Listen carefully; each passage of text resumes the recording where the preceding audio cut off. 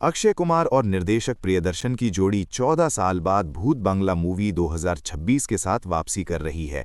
ये फिल्म न केवल हॉरर कॉमेडी है बल्कि इसमें भारतीय पौराणिक कथाओं और काले जादू के तत्वों को पिरोया गया है। दोस्तों, कहानी की शुरुआत एक छोटे शहर के बाहरी इलाके में स्थित एक विशाल और जर्जर पुश्तैनी बंगले से होती है। जबकि ये बंगला सालों से बंद रहता है और स्थानीय लोग इसे श्रापित मानकर इसके पास जाने से कतराते हैं। इसके साथ ही अक्षय कुमार फिल्म में एक चतुर, मजाकिया और थोड़े ढोंगी पैरानॉर्मल इन्वेस्टिगेटर यानी भूत भगाने वाले के रूप में नजर आएंगे।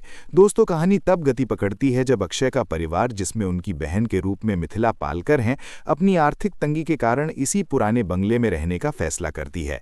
लेकिन बंगले में शिफ्ट होते ही अजीबोगरीब आवाजें, परछाइयां और खुद ब खुद खुलने वाले दरवाजों जैसी घटनाएं शुरू हो जाती हैं, जिन्हें अक्षय शुरू में विज्ञान से समझाने की कोशिश करते हैं। लेकिन जैसे जैसे कहानी आगे बढ़ती है, पता चलता है कि इस बंगले का संबंध प्राचीन काले जादू और एक अधूरे तांत्रिक अनुष्ठान से है, जो पीढ़ियों से चला आ रहा है। इतना ही नहीं, प्रियदर्शन ने फिल्म में वेदों और प्राचीन ग्रंथों के उन अंशों का उपयोग किया है जो बुरी आत्माओं और उनसे बचने के गुप्त तरीकों के बारे में बताते हैं। दूसरी तरफ फिल्म का मुख्य आकर्षण अक्षय कुमार, परेश रावल और राजपाल यादव की तिकड़ी है। जब ये तीनों डर के माहौल में आमने सामने आते हैं तो जबरदस्त स्लैपस्टिक कॉमेडी पैदा होती है। इसके अलावा तब्बू इस फिल्म में एक रहस्यमयी महिला की भूमिका में है, जो शायद बंगले की पिछली मालकिन होती है। दोस्तों, पुराने वफादार नौकर के रूप में असरानी फिल्म में वो कड़ी हैं जो अक्षय को बंगले के खूनी इतिहास और वहां दबे खजाने या श्राप के बारे में बताते हैं। लेकिन मध्यांतर तक अक्षय को एहसास हो जाता है कि वो जिसे भ्रम समझ रहा था, वो वास्तव में एक प्राचीन और शक्तिशाली आत्मा है जो जाग चुकी है। दूसरी ओर वामिका एक खोजी पत्रकार हैं जो इस बंगले के पीछे के सच को बेनकाब करना चाहती हैं और अक्षय के साथ मिलकर सबूत जुटाती हैं। इसके साथ ही प्रियदर्शन की सिग्नेचर शैली के अनुसार फिल्म में कई ऐसे मोड़ आते हैं जहां किरदारों के बीच गलतफहमियां पैदा होती हैं, जिससे डर के बीच हंसी के ठहाके लगते हैं।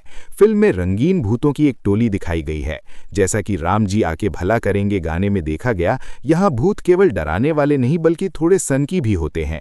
फिल्म के उत्तरार्ध में जिशु सेनगुप्ता एक ऐसे व्यक्ति के रूप में सामने आते हैं जो अपनी शक्ति बढ़ाने के लिए उस बंगले की आत्माओं का इस्तेमाल करना चाहते हैं। कहानी एक ऐसे मोड़ पर पहुंचती है जहां अक्षय के परिवार के किसी सदस्य की जान खतरे में पड़ जाती है और अक्षय को अपने असली तांत्रिक ज्ञान का उपयोग करना पड़ता है। और बंगले के नीचे एक प्राचीन मंदिर या वेदी का पता चलता है जहां सदियों से एक अंधेरी शक्ति को कैद करके रखा गया था।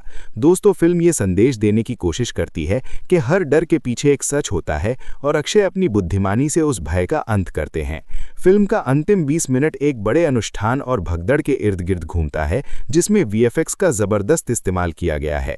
कहानी एक सुखद अंत की ओर बढ़ती है जहां बुराई पर अच्छाई की जीत होती है, लेकिन एक छोटा सा हिंट छोड़ा जाता है कि खेल अभी खत्म नहीं हुआ है।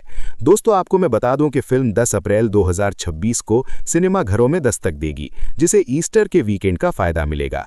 तो दोस्तों, ये स्टोरी आपको कैसी लगी, कमेंट करके बताइए।